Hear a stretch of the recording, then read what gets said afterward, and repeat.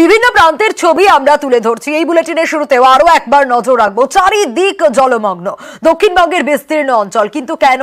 ঝাড়খণ্ডে বৃষ্টি আর তারপর ডিভিসির লক্ষ লক্ষ কিউসেক জল ছাড়ার এটা ফল। যে ছবিটা আপনারা দেখছেন এটা স্থলপথ।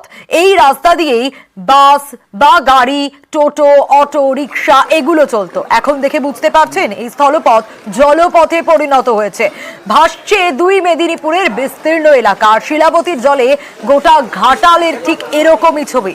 আরো বিস্তারিত রুমেলা এই ছবিটা তুলে ধরবে। রুমেলা, এই স্থলপথ জলপথে পরিণত হয়েছে। তুমি একেবারে গ্রাউন্ড জিরোয় রয়েছো। বানভাসী এলাকায় ত্রাণ বিলি চলছে, প্রশাসনের তরফ থেকে কি ব্যবস্থা নেওয়া হচ্ছে, কিন্তু এই স্থলপথ জলপথে পরিণত হওয়া, নৌকা ডিঙি ভরসা সাধারণ মানুষগুলো তো ভাবছে কবে পরিস্থিতি স্বাভাবিক হবে, কারণ মা আসতে তো আর বেশি দিন বাকি নেই।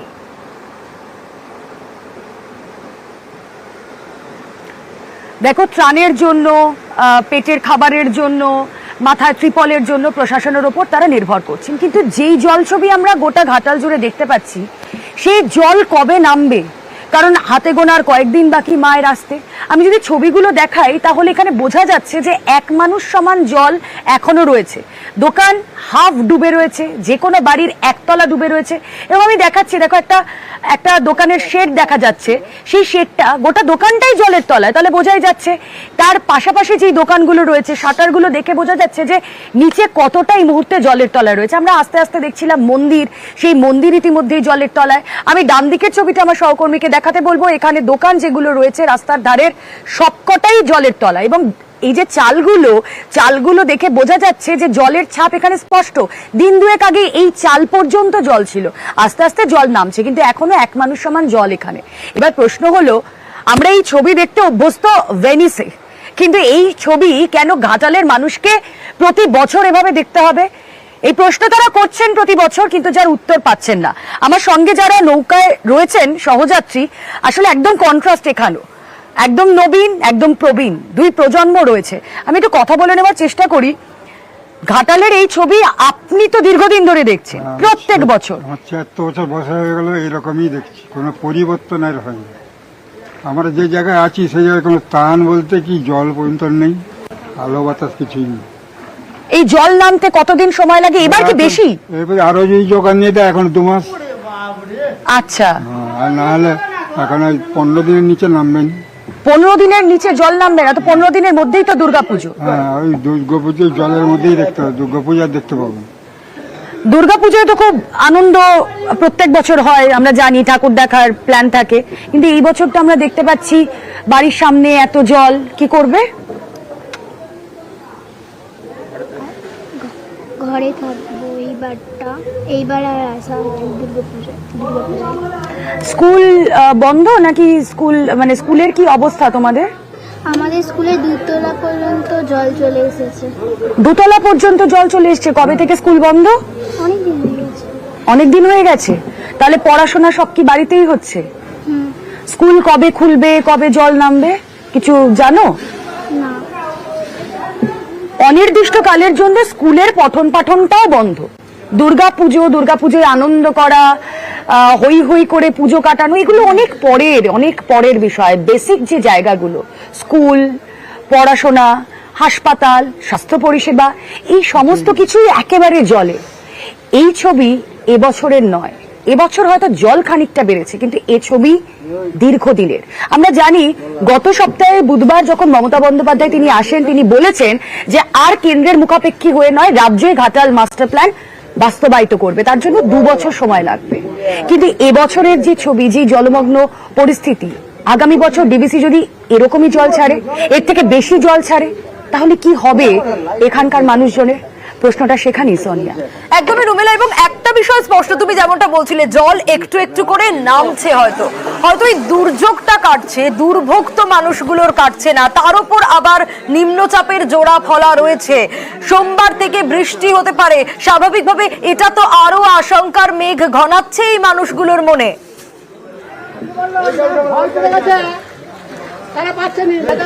একদমই তাই। যদি সোমবার থেকে আরো বৃষ্টি হয়, যদি এই দুর্যোগপূর্ণ আবহাওয়া থাকে, তাহলে এখনই তুমি যে ছবিটা দেখলে, যেখানে এক মানুষ সমান জল, দোকানগুলো হাফের বেশি ডুবে রয়েছে, দুদিন আগে গোটা দোকান ডুবেছিল, এবং এখানে এই রাস্তায় যেখানে যানবাহন চলাচল করে, এটা রাজ্য সড়ক বেসিক্যালি, সেখানে নৌকায় ভরসা সরকারের তরফ থেকে খেয়া দেওয়া হয়েছে, পরিষেবা দেওয়া হয়েছে, কিন্তু এই জল পেরিয়ে মানুষ সহজ জীবন যাত্রায় ফিরবে কিভাবে?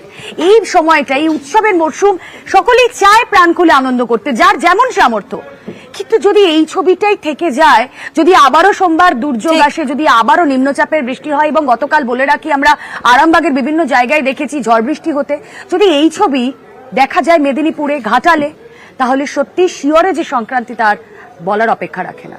একদমই রুমেলা, অবশ্যই আমাদের নজর থাকবে। একদিকে যখন ঘাটালের ছবি আমরা দেখছি, তার পাশাপাশি বিভিন্ন প্রান্তের ছবি আমরা দেখাচ্ছি আপনাদের। দেখছেন কি ভয়াবহ অবস্থা। ঘাটালের ছবিটা তো দেখলেন, দুর্যোগ কমছে, দুর্ভোগ কমছে না। এবার দেখাবো আরো একটা ছবি, পাঁশকুড়া। দেখতে পাচ্ছেন জলের স্রোত বলে দিচ্ছে সত্যি কতটা ভয়ানক অবস্থা। আজকেও জলবন্দী পাঁশকুড়ার বিস্তীর্ণ এলাকা। উজ্জ্বল রয়েছেন অপর প্রতিনিধি আমাদের সঙ্গে। উজ্জ্বল, এখনো পর্যন্ত জলবন্দী কত পরিবার? কারণ ছবি বলছে যে অনেক পরিবারই এরকম অবস্থার মধ্যে রয়েছে। প্রশাসনের তরফ থেকে তো একেবারে রিমোট এরিয়াগুলোতেও ত্রাণ পাঠানোর ব্যবস্থা করা হচ্ছে। কি ব্যবস্থা নেওয়া হয়েছে? কারণ মমতা বন্দ্যোপাধ্যায় নিজে বলেছেন কোনো রকম ভাবে কোনো অসুবিধের মধ্যে যেন এই মানুষগুলো না পড়ে, কারণ তারা এমনিতেই অসুবিধে আছে, আর নতুন করে যেন অসুবিধে না তৈরি হয়।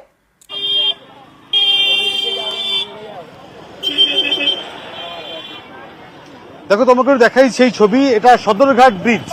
এই সদরঘাট ব্রিজে কিন্তু এখন সার দিয়ে এই ত্রিপলের যে ঘর সেগুলো করা হয়েছে, এবং সেখানে মানুষ থাকছে। এই জায়গাটা অর্থাৎ এখান থেকে এর পাশেই তারা থাকেন, নদীর একদম পাশে। সেখানে জল জমে যে ওদের যে ঘরগুলো, সেগুলো দেখানোর চেষ্টা করব। যে ওদের একদম বাড়ির পাশেই যেখানটায় তারা থাকেন, সেখানে অনেকটা জল উঠেছে, এবং যেখানে তাদের বাড়ি, সেই বাড়ির সামনে এখন যে জলটা কিন্তু অনেকটাই নেমে গিয়েছে, কিন্তু সেখানে যাওয়ার মতন পরিস্থিতি নেই। এবং এখানে এখনো পর্যন্ত যা অবস্থা, আরো বেশ কিছুদিন এখানে থাকতে হবে। এখানকার মানুষের আশঙ্কা, যদি আবার বৃষ্টি হয় তাহলে এখানে কিন্তু আবার সেই জল জমে যাবে, মানুষ আবারও সেখানে যেতে পারবে না। কিন্তু যে জায়গায় তারা থাকেন সেখানটায় এখন যা পরিস্থিতি, তাতে যাওয়ার মতো নেই। জল কিছুটা কমেছে, এবং তাদেরকে কিন্তু একদম রাস্তার উপরে উঠে সেই ব্রিজের উপর থাকতে হচ্ছে। আমরা দেখতে পাচ্ছি ব্রিজের উপর প্রশাসনের তরফ থেকে ত্রিপল দেওয়া হয়েছে। সেই ত্রিপল একদমই ছবিটা স্পষ্ট যে ভিটে মাটি ছাড়া হয়েছেন তারা, এবার রাস্তায় তাদের ঠাঁই। বেশ, অবশ্যই আমাদের নজর থাকবে এই পরিস্থিতিগুলোর দিকে।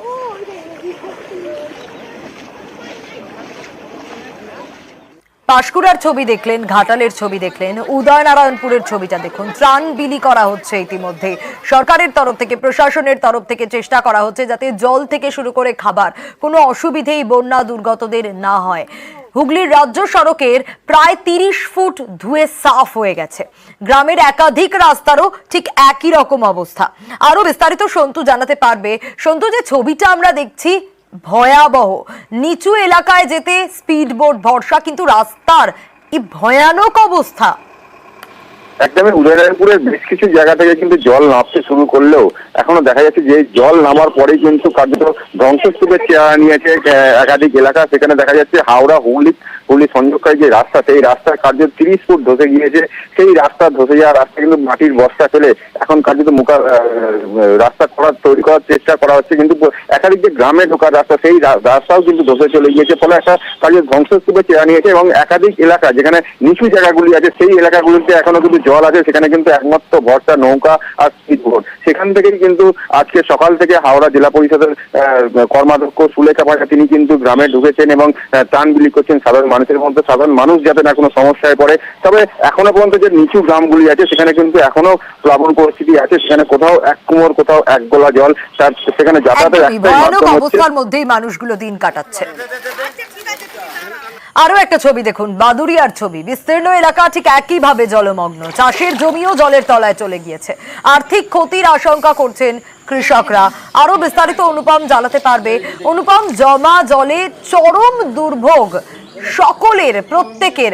অন্যদিকে যারা পড়ুয়ারা তারা তো পড়াশোনা করতে পারছে না, প্রাইভেট টিউশন সেখানে যেতে পারছে না, কিভাবে দিন কাটাচ্ছে?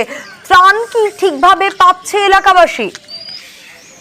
দেখো তোমরা এই যে বাদুড়িয়া, চাতরা, দক্ষিণ চাতরা সহ প্রায় 8টি গ্রাম একদম জলমগ্ন এবং আজ প্রায় এক সপ্তাহেরও বেশি যেখানে জলমগ্ন, এবং এলাকার মানুষের যেটা অভিযোগ, যত দিন যাচ্ছে তত কিন্তু জলের পরিমাণ বাড়ছে। তার কারণ পাশেই যে নদী রয়েছে, ইচ্ছামতি নদী, এবং হচ্ছে যে যমুনা যে নদী রয়েছে, সেই নদীর জল দিনকে দিন বাড়ছে এবং সেই জল গ্রামের ভেতরে ঢুকছে। তার ফলে হাজার হাজার বিঘে ফসলের জমি ক্ষতি হচ্ছে। এলাকায় জলমগ্ন চাষের জমি একদিকে যেমন ক্ষতি হচ্ছে, তেমন এলাকার মানুষ বাইরে বেরোতে পারছে না, পড়াশুনো করতে হচ্ছে, ছাত্ররা স্কুলে যেতে পারছে না, টিউশন নিতে যেতে পারছে না, এবং এই যে পদ্মা যে খাল, সে পদ্মা খালের জলও কিন্তু এই গ্রামগুলোতে ঢুকছে। তার ফলে জল কমার জায়গায় জল কিন্তু দিনকে দিন বাড়ছে, এবং এই জল জমে থাকার ফলে কিন্তু সাপ পোকামাকড় কিন্তু বাড়ির ভেতরে ঢুকছে। আতঙ্কে গ্রাস করেছে এলাকার মানুষ, এবং এলাকায় 2টি স্কুলে কিন্তু ত্রাণ শিবির খোলা হয়েছে। তবুও এলাকার বেশ কিছু এলাকায় কিন্তু এখনো ত্রাণ পৌঁছয়নি। এলাকার পঞ্চায়েতের প্রধান থেকে যেসব মেম্বার, তারা এলাকার সেই অভিযোগও উঠে আসছে। বেশ অনুপম।